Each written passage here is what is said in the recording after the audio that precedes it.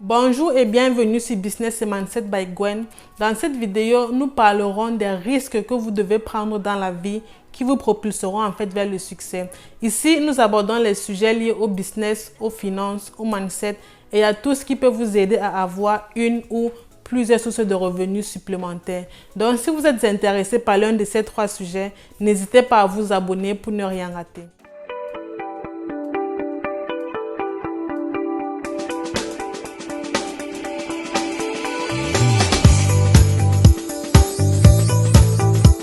La première idée, c'est d'être vous-même lorsque tout le monde veut que vous soyez quelqu'un d'autre.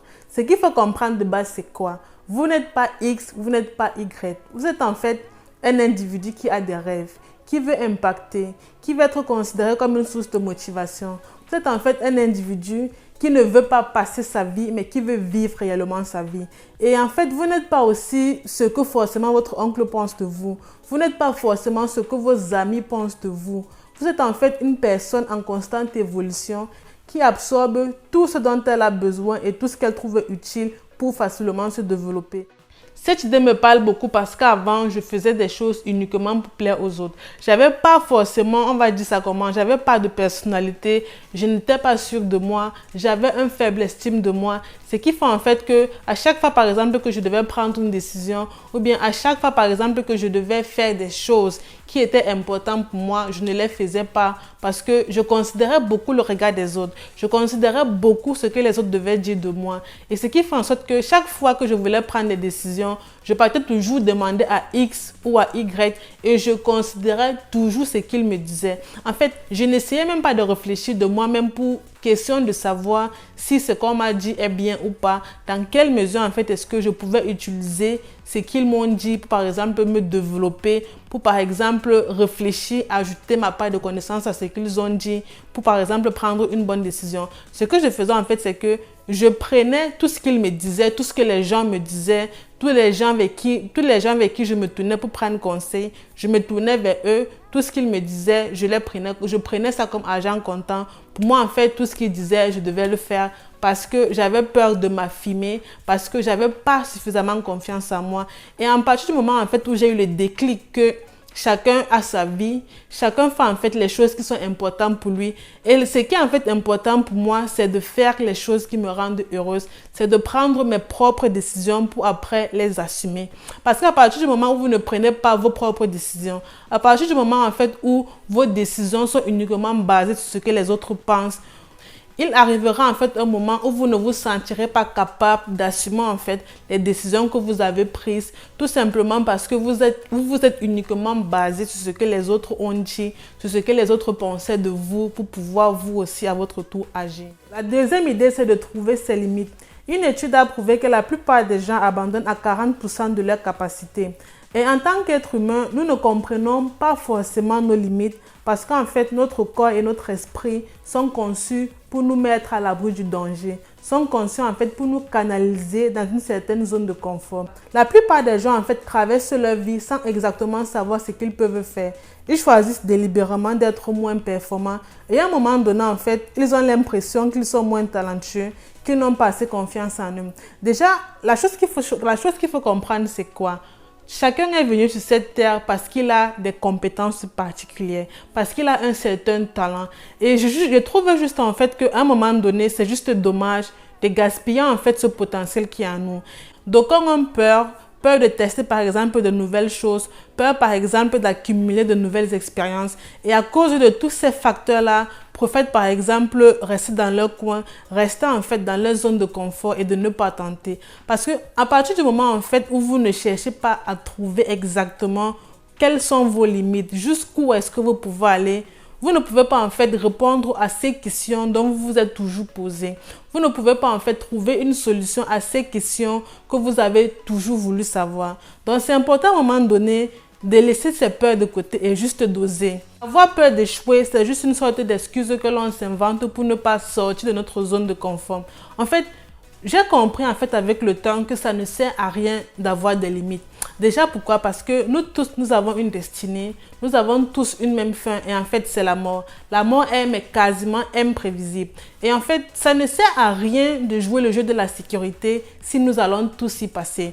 Mieux vaut en fait vivre ta vie comme tu le veux, mieux vaut en fait te donner tous les moyens dont tu as besoin pour pouvoir impacter comme tu veux impacter. Mieux vaut en fait mettre toutes les chances de ton côté pour pouvoir atteindre tes objectifs, pour pouvoir vivre la vie que tu veux, pour pouvoir inspirer les gens que tu veux inspirer. En gros, ça ne sert à rien de jouer le jeu de la sécurité. Ça ne sert à rien en fait de dire que non, je ne suis pas capable. C'est important de passer à l'action, c'est important de oser. Parce qu'à chaque fois que vous osez, vous faites face à de nouvelles difficultés. Ces difficultés en soi vous aident. Même si elles ne vous aident pas vous, cela par exemple vous permettra d'aider certaines personnes avec les difficultés que vous avez rencontrées. Parce que lorsque vous échouez, vous apprenez. Lorsque vous échouez, vous accumulez de nouvelles expériences. Lorsque vous échouez, vous faites face à certains défis qui vous permettent en fait d'être plus fort. Lorsque vous échouez, vous développez en soi votre personnalité. Vous accumulez en fait de nouvelles expériences qui vous permettront dans le futur en fait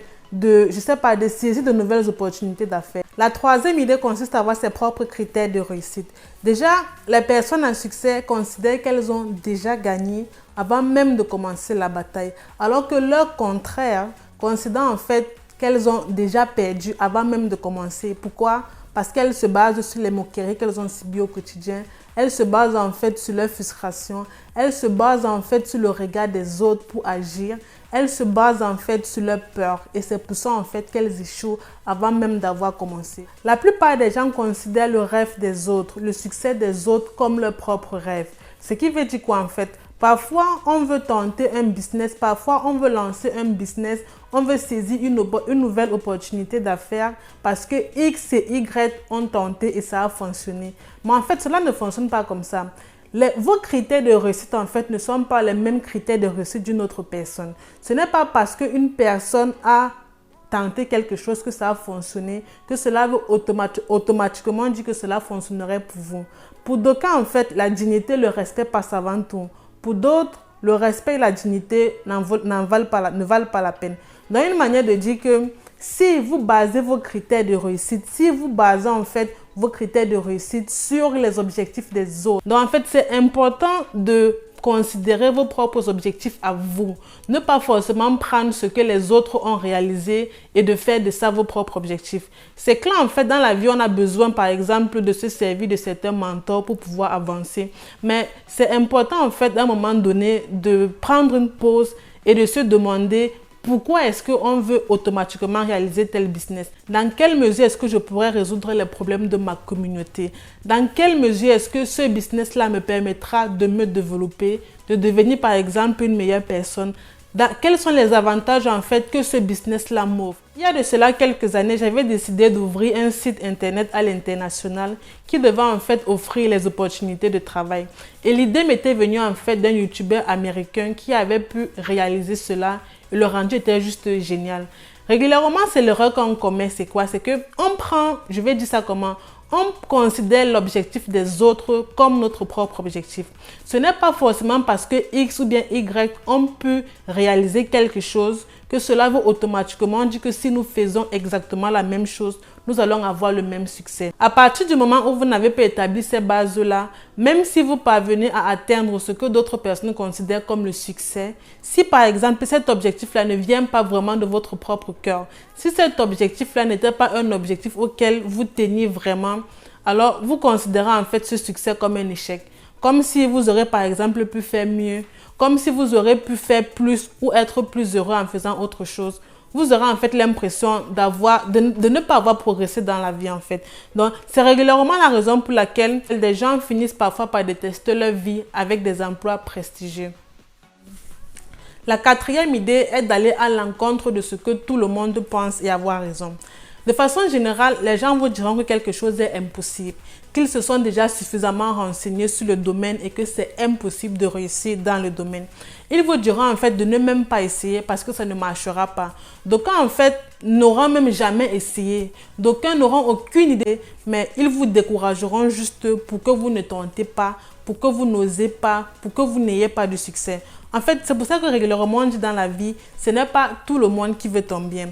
Beaucoup en fait vous décourageront en vous disant par exemple que vous n'êtes pas suffisamment bon pour réussir dans le domaine dans lequel vous voulez vous lancer.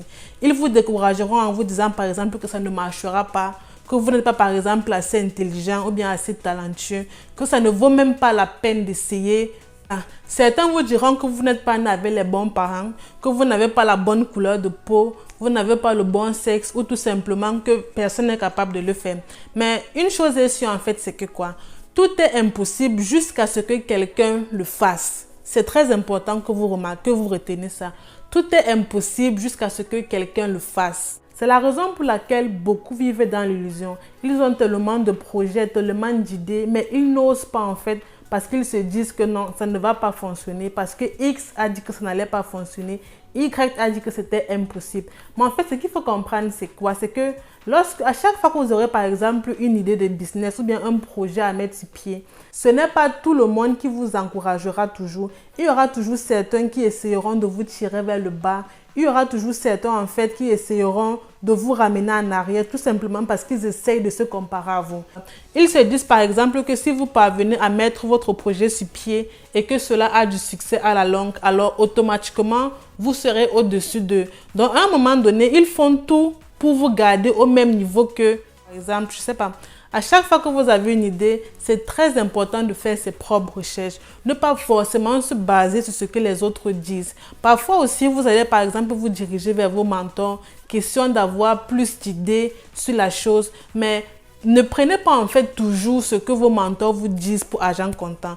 Essayez toujours de faire vos recherches. Essayez toujours en fait de vous assurer que l'information que vous avez reçue est actuelle. Beaucoup essayeront de vous décourager parce qu'ils ont essayé et cela n'a pas fonctionné. Mais en fait, ce n'est pas parce que ça n'a pas fonctionné pour eux que ça ne fonctionnera pas pour vous. Peut-être eux, en se lançant dans un domaine précis, disons comme ça, ils se sont fixés des limites, ils n'ont pas fait les choses bien comme il fallait. Ils n'ont pas en fait donné tout pour pouvoir accomplir ce qu'ils voulaient accomplir. Et c'est la raison pour laquelle, par exemple, ils ont échoué. Donc, à vous maintenant de leur prouver qu'ils avaient tort. À vous maintenant de faire les choses normalement. Ne vous fixez aucune limite. Agissez comme si vous étiez inarrêtable. Et en fait, le succès viendra tout seul. Si vous avez aimé cette vidéo, n'hésitez pas à lâcher un pouce bleu.